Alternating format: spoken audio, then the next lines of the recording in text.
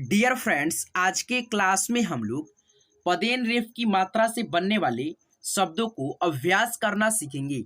तो दोस्तों देखिए, बहुत सारे दोस्तों का कमेंट आ रहा था कि सर पदेन रेफ की मात्रा से बने शब्दों को पढ़ने में हमको बहुत दिक्कत हो रहा है, प्लीज़ एक बार क्लास क्रैक करके और समझाने का प्रयास कीजिए सर। तो दोस्तों, आप सबका डाउट जो भी है ना, इस वीडियो में क्लियर करा देंगे। तो प्लीज़ इस वीडियो को आप लोग लास्ट तक देखिएगा, बहुत ही आपके लिए ये वीडियो खास है, ठीक है।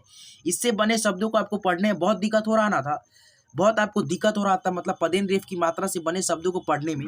अब दिक्कत नहीं होगा, सारा दिक्कत आपको इस वीडियो में क्लियर करा देंगे। तो प्लीज़ आप सबसे रिक्वेस्ट है कि आप सब इस क्लास को शुरू से लेकर के अंत तक देखेंगे तो आपको जो है ना, पदेन रेफ की मात्रा से बने शब्दों को पढ़ने में कभी भी दिक्कत नहीं होगा, ये आपसे मेरा वादा है। बस आप सब इस वीडियो को लास्ट तक देखेंगे। तो आइए, सबसे पहले इसको पढ़ने से पहले कुछ बातें को हम लोग जानने का प्रयास करते हैं, ठीक है, जो कि जानना हमारे लिए बहुत ज़रूरी होता है। दोस्तों, इस र को यानी कि दोस्तों इस र को जो है ना, अक्षर के पद अर्थात सबसे नीचे लगाया जाता है, ठीक है। ये जो रेफ की मात्रा है ना, इसको पदेन रेफ की मात्रा बोलते हैं। पदेन रेफ को जो है ना, अक्षर के नीचे लगाया जाता है। और दोस्तों, पदेन पूर्ण र उच्चारित किया जाता है, ठीक है। और जिस अक्षर पर लगा होता है उस अक्षर को, ठीक है, अर्ध यानी कि आधा और पहले उच्चारित किया जाता है। जैसे कि दोस्तों, ट पे देखो रेफ लगा है तो पढ़ेंगे ट्र, ठीक है, ट्रक, ट्रक, ठीक है। र को हम लोग पूर्ण उच्चारित करेंगे इसमें, ठीक है। जो वो होता है ना ऊपर वाला रेफ है ना, उसको हम लोग अर्ध उच्चारित करते हैं, लेकिन जो अक्षर पे लगता है ना, उसको हम लोग पूर्ण रूप से उच्चारित करते हैं। लेकिन दोस्तों, इसमें उल्टा है, ठीक है।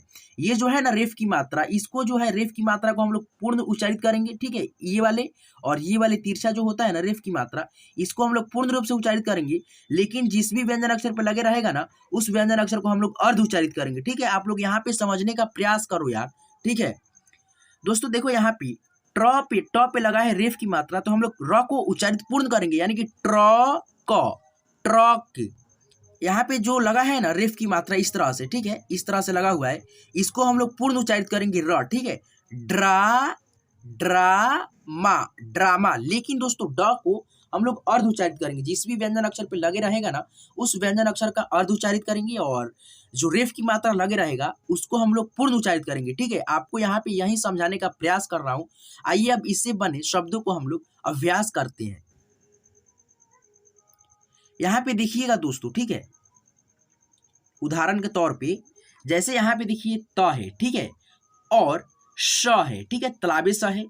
में जब नीचे पदेन का प्रयोग होता है तब, तो देखो यहाँ पे क्या बनता है, त आधा त, ठीक है, प्लस र, यानी कि पूरा र मिलता है, ठीक है। आधा त और जब पूरा र मिलता है ना, तो त्र बनता है। क्या बनता है? त्र। वैसे ही श आधा स, जब र मिलता है ना पूरा, तो बनता है स्र। तो हो जाता है जैसे नेत्र, नेत्र, त्रिशूल, अश्रु, ठीक है, अश्रु, श्रमिक इत्यादि, ठीक है। बहुत सारे अभी शब्द है, ठीक है, जो कि आपको यहाँ पे पढ़ना सिखाएंगे। आइए सीखते हैं। छात्र, छात्र, उम्र, उम्र, भ्रम, भ्रम, प्रणाम, प्रणाम, रुद्र, ठीक है, द्रव्य, ग्रहण, प्राण, ठीक है, प्राण, ग्राम, राष्ट्र, ठीक है, ड्रामा, ड्रामा। बस अपने जहन में ये रखना दोस्तों, उच्चारण करने का जो नियम है ना इसका, बस अपने जहन में ये रखना दोस्तों। इसका जो उच्चारण करने का नियम होता है पदेन रेफ की मात्रा का, जो ये रेफ की मात्रा लगा हुआ है ना, इसको हम लोग पूर्ण रूप से उच्चारण करेंगे, ठीक है। और ये प पे लगा है ना, तो प को हम लोग आधा ही उच्चारित करेंगे। जैसे यहाँ पे देखो, प्रमाण, प्रमाण, ठीक है, आम्र, आम्र, ठीक है। व्यंजन अक्षर म को हम लोग अर्ध उच्चारित करेंगे, और जो ये रेफ लगा है ना, इसको हम लोग पूर्ण रूप से उच्चारित करेंगे। जो इस ऊपर वाले रेफ होता है ना, इसको हम लोग भले क्या करते हैं, इसको हम लोग अर्ध ही उच्चारित करते हैं, लेकिन जिस व्यंजन अक्षर पर लगता है उसको हम लोग पूर्ण रूप से उच्चारित करते हैं। जैसे देखो यहाँ पे लिखा है मर्म, ठीक है, म ऊपर लगा है रेफ की मात्रा।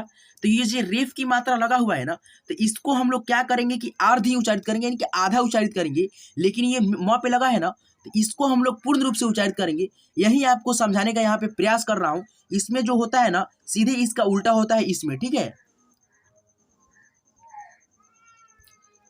ताम्र, ताम्र, श्रम, श्रम, प्रेम, ठीक है, प्रेम, शूद्र, ह्रद, ह्रद, ठीक है, चित्र, चित्र, ट्रेन, ट्रेन,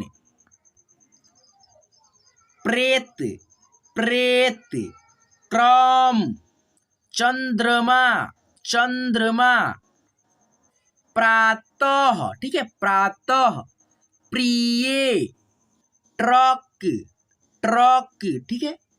र का उच्चारण इसमें देखियो पूर्ण रूप से हो रहा है, ठीक है, ऐसा बात नहीं है कि नहीं हो रहा है, ठीक है।